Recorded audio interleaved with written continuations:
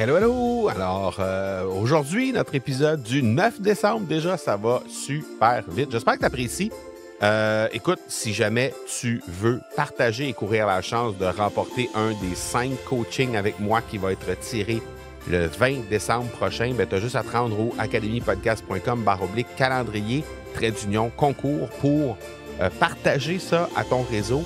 Et de cette façon-là, plus tu partages, plus tu remportes des chances de pouvoir avoir une chance de remporter ces fameux coachings, donc un de ces 5 coachings-là. Alors, n'hésite pas à le faire à ton réseau pour faire connaître, évidemment, le calendrier par le plus grand nombre de personnes possible. C'est très, très simple. Tu vas voir, tu as juste à te rendre sur la page que j'ai indiquée un peu plus tôt et tu vas voir, c'est très, très simple. Aujourd'hui, on parle de storytelling percutant. Comment on peut faire en sorte de pouvoir réaliser un storytelling qui est vraiment percutant, même dans les épisodes qui sont très, très courts. Et là, ce qui arrive, c'est qu'il y a des gens qui vont choisir de raconter des histoires dans leur épisode de podcast et ils vont choisir de raconter des histoires de leur vie. Bon, ce qui, jusque-là, n'est pas un problème en soi.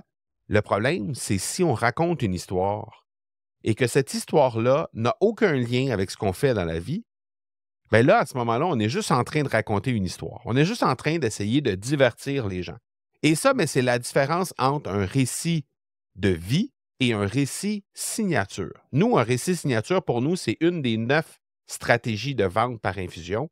Et en général, des récits signatures, quand tu vas en avoir entre 3 et 5, ça va être le maximum que tu vas avoir. Et très souvent, les gens partent avec juste 1 ou 2 récits signatures et ils développent à travers le temps d'autres récits par la suite.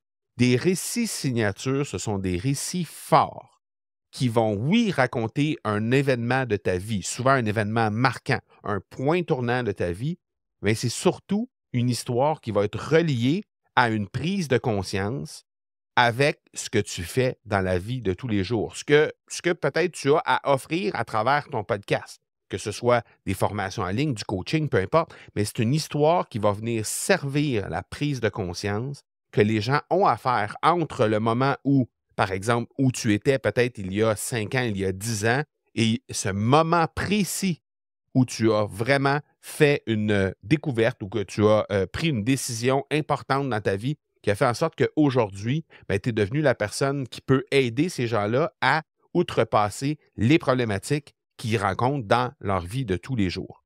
Alors ça, c'est la différence entre un récit de vie qui, en soi, n'est pas inintéressant, mais qui n'apporte rien au cadre du podcast à proprement parler. Parce que les gens viennent sur ton podcast parce qu'ils veulent t'entendre parler de cette thématique-là, de la thématique du podcast que tu animes. Et donc, si tu es en train de raconter des récits de vie, c'est plus ou moins pertinent pour la personne qui vient écouter ton podcast.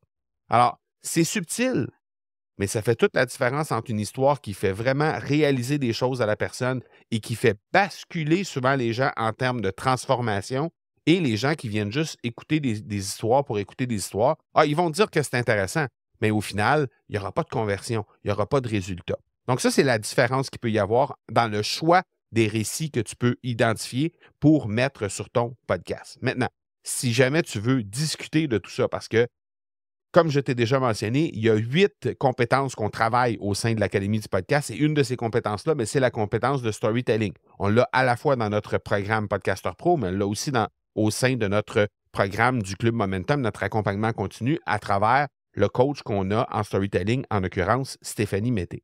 Donc, si tu veux discuter de tout ça et voir comment on peut t'aider davantage, tu peux passer par le academypodcast.com/appel. Ça va nous faire plaisir de regarder tout l'éventail des services qu'on peut déployer pour toi, pour t'aider à maximiser les résultats de ton podcast. Et j'ai aussi traité de ce sujet-là, mais de façon plus élaborée, si tu veux, à l'épisode 309, dans un épisode qui s'intitule « Pourquoi dis-tu que tu n'as pas d'histoire à raconter pour animer ton podcast? » Alors, tu peux te rendre au academypodcast.com/309 pour trouver cet épisode-là. Je pense que si tu te poses encore des questions sur quelles sont les histoires que tu peux utiliser pour maximiser l'animation de ton podcast, cet épisode-là va vraiment t'aider à avancer, à cheminer dans cette problématique-là. Alors, academypodcast.com /309. Demain, on va parler d'un sujet qui revient quand même assez souvent dans l'Académie, c'est-à-dire est-ce qu'il faut suivre les tendances ou plutôt rester fidèle à sa ligne éditoriale lorsqu'on anime un podcast? Alors ça, c'est notre rendez-vous de demain. Ciao, ciao. À bientôt.